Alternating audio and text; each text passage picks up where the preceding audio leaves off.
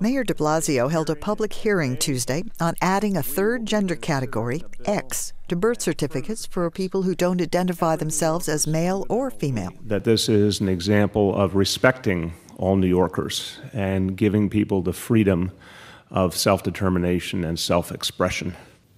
We urge you to sign this important bill that will change the life of many New Yorkers and those around them. The legislation will allow parents to choose the X designation for their newborns.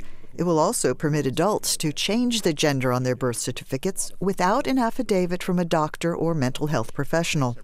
Researchers estimate that about 1 in 1,500 to 2,000 children is biologically intersex. Sarah Keenan is one of them.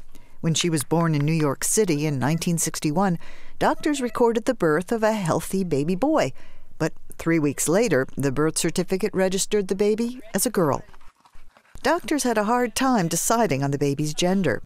Genetically male, Keenan was born with female secondary sex characteristics and reproductive organs of both. She says neither gender seemed right for her.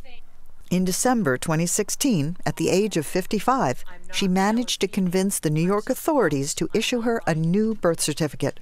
For the first time in the country's history, a gender box had intersex printed in it.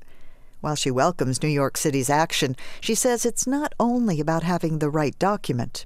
It's about ending the surgeries on the genitals of babies and postponing those surgeries until the person who owns those genitals gets old enough to decide if they're willing to risk the loss of sensation that occurs in those surgeries to have a certain appearance.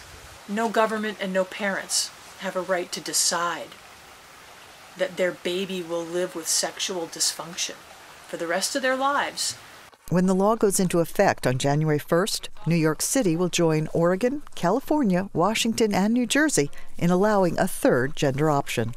For writer Faiza Elmasry, I'm Faith Lapidus, VOA News.